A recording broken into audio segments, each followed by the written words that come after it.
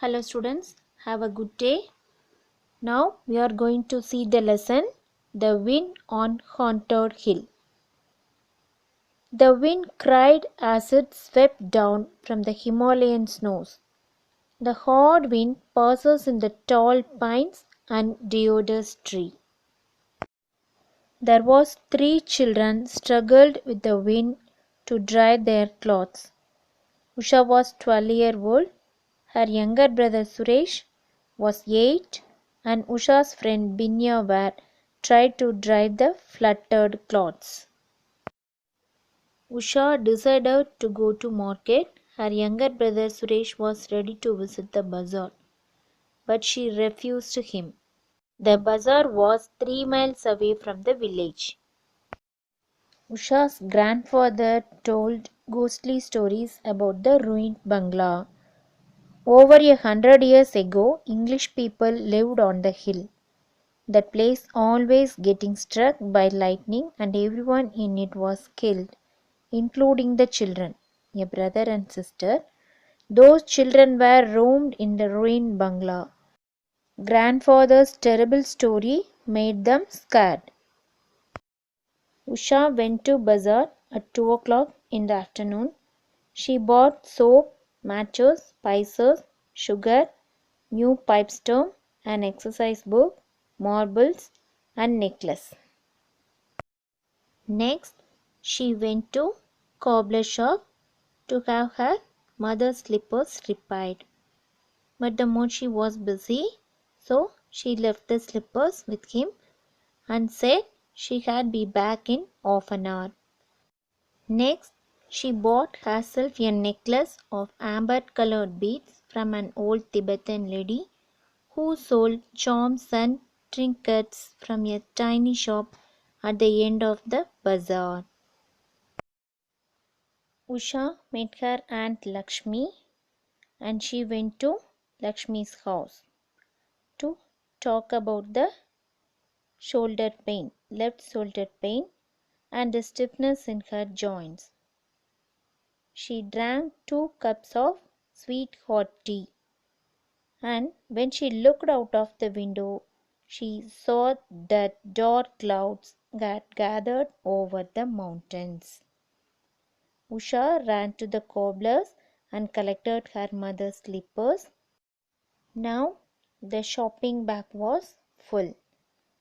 She slung it over her shoulder and set out for the village.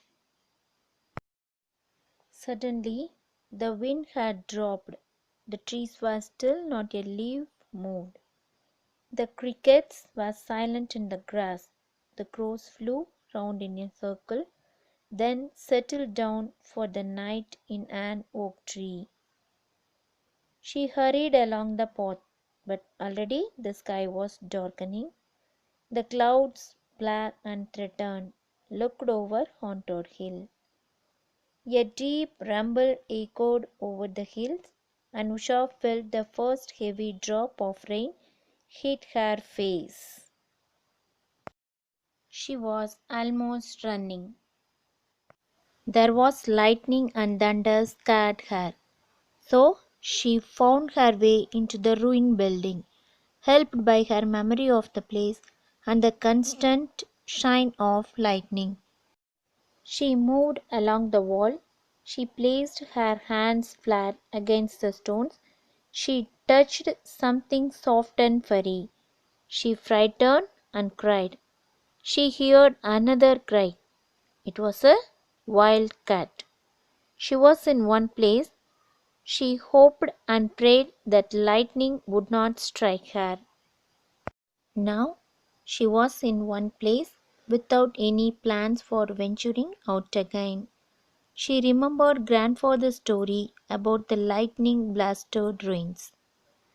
The thunder boomed over the hills and the lightning came quicker now, only a few seconds between each burst of lightning. Then there was a bigger flash than most, and for a second or two the entire ruin was lit up. A line of blue crackled along the floor of the building. In at one in and out at the other.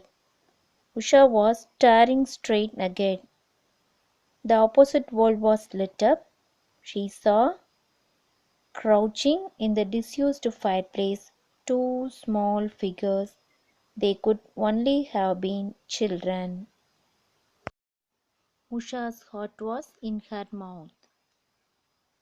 The two ghostly creatures at the other side of the room, and she was not going to remain in that ruined building a minute longer.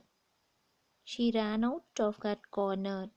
She stumbled, got up, and again bumped into something. She gave a frightened scream. Someone else screamed, and then there was a shout, a boy's shout, and Usha instantly recognized the voice. Yes, it was Suresh and Binya.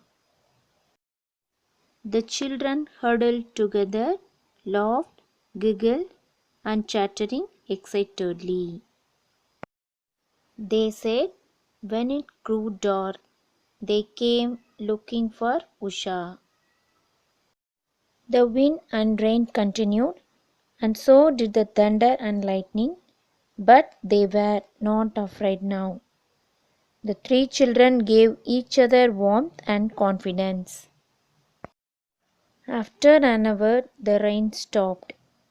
It was now taking the clouds away. The thunder grew more distant. Then the wind too moved on, and all was silent. Towards dawn, the whistling thrush began to sing. Its sweet broken notes flooded the rain, washed the ruins with music. They saw that the plum tree stood upright again. Although it had lost all its blossoms, they stood outside the ruins on the brow of the hill, watching the sky grow pink. A light breeze had sprung up. While they were left the place, Usha heard the voice, "Goodbye." She looked back at the ruins. The sun had come up and was touching the top of the walls. Usha heard them calling, or was it just the wind? No ghost was ever seen by two pair of eyes. Okay, students, I hope you will understand this lesson. Thank you.